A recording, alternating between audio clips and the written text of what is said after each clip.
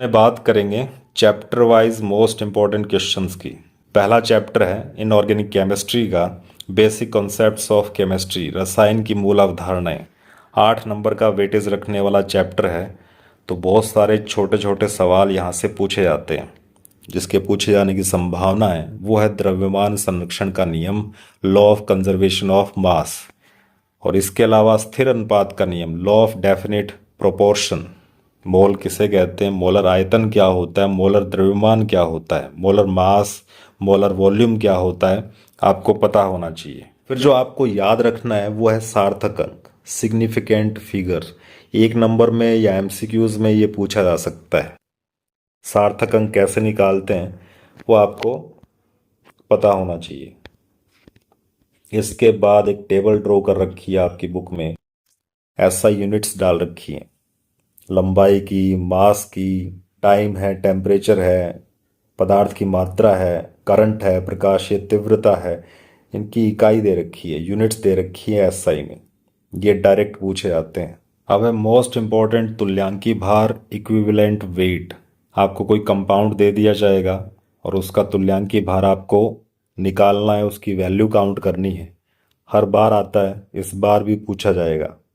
Very short answer type में इसके आने की संभावना प्रबल है। एवोगैड्रो का नियम है, एवोगैड्रोज लॉ है। एवोगैड्रो जो नंबर है उसकी वैल्यू आपको मालूम होनी चाहिए, 6.022 इंटू 10⁻23। ये इसकी वैल्यू होती है, आपको मालूम होना चाहिए। दूसरा चैप्टर है पीरियोडिक टेबल वाला, एटॉमिक स्ट्रक्चर वाला।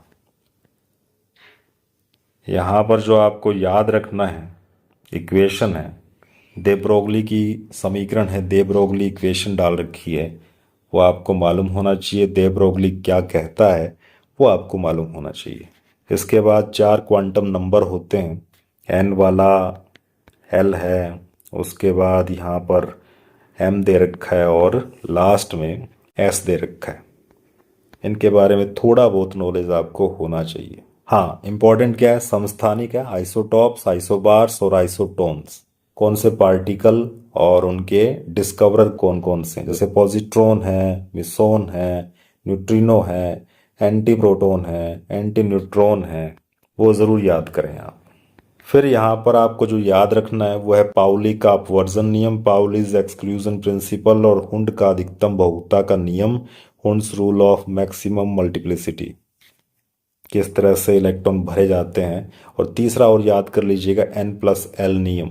इसके बाद आपकी बुक में दे रखा है long form of periodic table.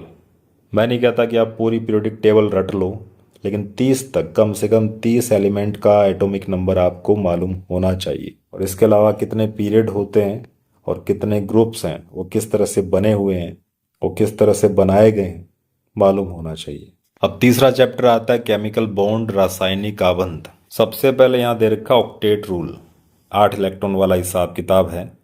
इससे ज़्यादा हो जाए तो क्या होता है, इससे कम रहे तो क्या होता है, और कौन कौन से ऐसे एग्जाम्पल्स हैं जो अष्टक नियम को फॉलो नहीं करते। को याद रखना है वो है कोवलेंट बॉन्ड। यहाँ से फिगर पूछे जाते हैं, आपको आकृतियाँ बनाकर आनी है, आपको डायग्राम्स बना के आने हैं जिसके अंदर कोवलेंट बॉन्ड्स आपको शो करना होता है, इलेक्ट्रॉन्स दिखाने होते हैं। जिस तरह से H2 का एक मॉलिक्यूल है, उसमें उसमें किस तरीके से दोनों हाइड्रोजन के बीच में इलेक्ट्रॉन का साझा होता है, Cl2 के बीच में दिखा रखा है, वाटर है, अमोनिया, मीथेन, इथाइलिन और एसिटिलीन। तो ये आपको कम से कम जो आपकी बुक में दे रखे हैं वो ज़रूर याद करें, किस तरह से इलेक्ट्रॉन का बंटवारा होता है, साझा होता है आपस में, वो आपको शो करना है। अगला चैप्टर देखते हैं, रेडॉक्स रिएक्शंस वाला। रेडॉक्स रिएक्शंस वो होती हैं जिनमें ऑक्सीडेशन और रिडक्शन साथ साथ चलते हैं, और आपको मालूम होना चाहिए कि ऑक्सीडेशन कब कब होता है, ऑक्सीजन का जुड़ना, हाइड्रोजन का हटना, ऑक्सीडेशन नंबर का बढ़ना, और इसका उल्टा हो जाए तो रिडक्शन हो जाता है। पेपर में इक्वेशन आ सकती है और ये पूछा जा सकता है कि इसमें, इस इक्वेशन में किसका रिडक्शन और किसका ऑक्सीडेशन हो रहा है।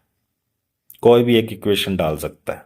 फिर आपको मालूम होना चाहिए ऑक्सीकारक, अपचायक क्या होते हैं, ऑक्सीडेंट कौन होता है, रिडक्टेंट कौन होता है, और एग्जाम्पल भी आपको मेमोराइज कर लेने हैं। लास्ट में इंपॉर्टेंट है ऑक्सीकरण अंक, ऑक्सीडेशन नंबर कैसे काउंट करते हैं वो आपको टीचर ने बताया होगा, आप उसकी प्रैक्टिस कर लीजिएगा। इसके अलावा एसिड और बेस के टाइप्स आपको याद रखने हैं, कौन से प्रबल हैं कौन से दुर्बल हैं। स्ट्रॉन्ग और वीक जो बेस और एसिड होते हैं उनके एग्जाम्पल्स आपको याद होने चाहिए। दरअसल ये वीडियो उन बच्चों के लिए है जो पूरे साल अपनी पढ़ाई को कंटिन्यू नहीं रख पाए।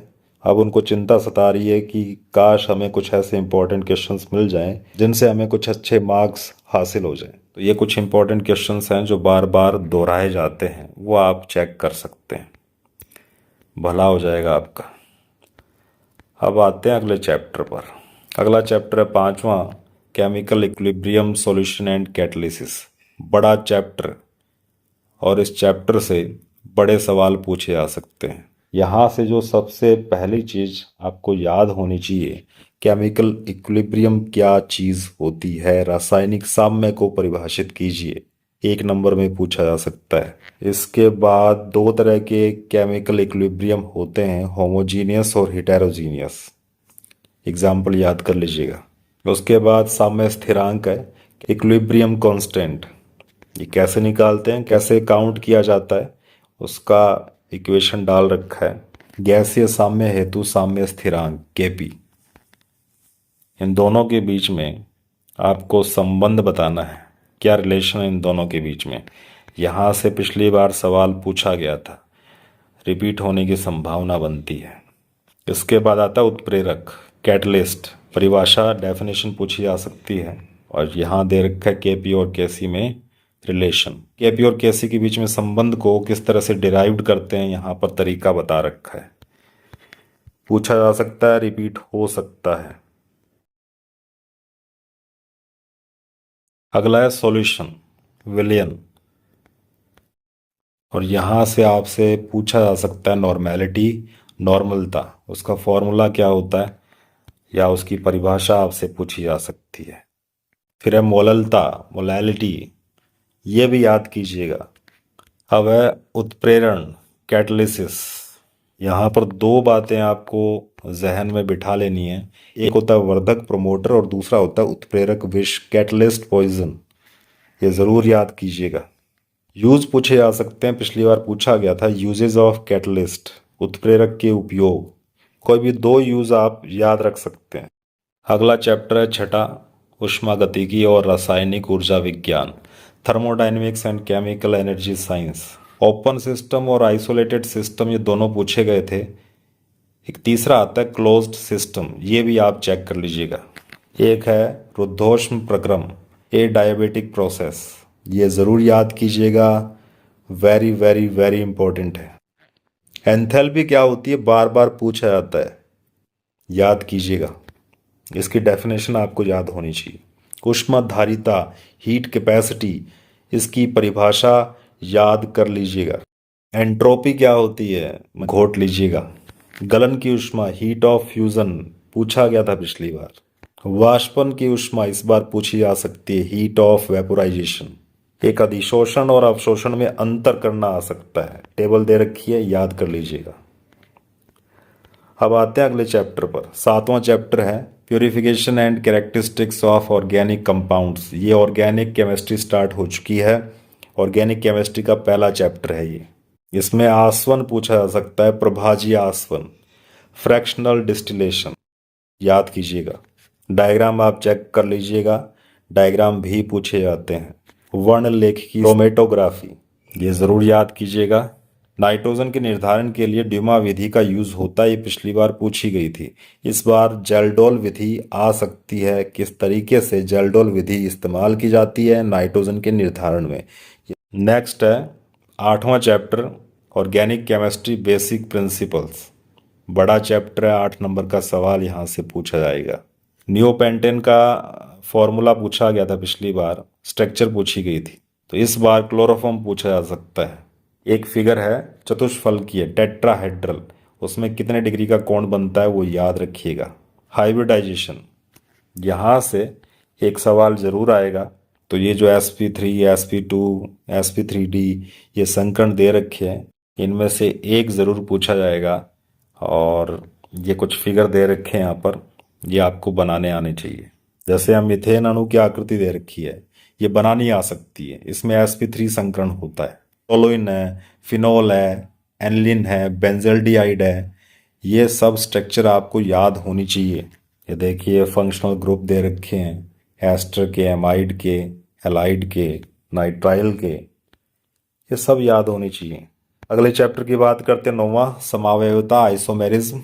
और यहाँ पे श्रृंखला समावयवता दे रखा चेन वाला, उसके बाद पोजीशन लोकेशन वाला दे रखा है, फिर फंक्शनल ग्रुप वाला है, मध्यावयवता दे रखा है, चलावयवता दे रखा है। पूछा जा सकता है, इनके एग्जाम्पल्स पूछे जा सकते हैं इक्वेशन डालकर। आपसे ये पूछा जा सकता है कि इसमें कौन सी समावयवता है, कौन सा आइसोमेरिज्म है। हाँ, पिछली बार पूछा गया था समांश विखंडन, जो बराबरी का मुकाबला रहता है उससे फ्री रेडिकल बनते हैं। और दूसरा दे रखा है विषमांश विखंडन, बराबरी का मुकाबला नहीं होता, इसमें आयंस बनते हैं।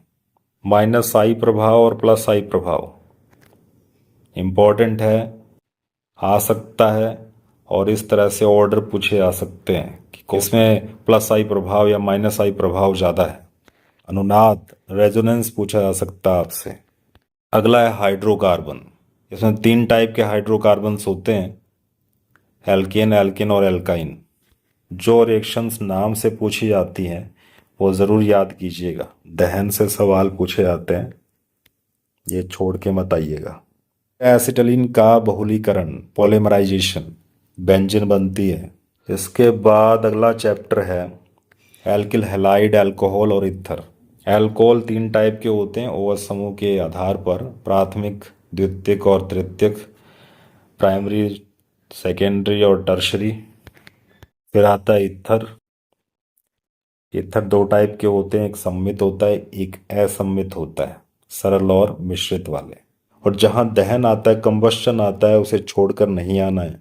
12वां चैप्टर फॉर्मेल्डिहाइड, एसिटिक एसिड और क्लोरोफॉर्म।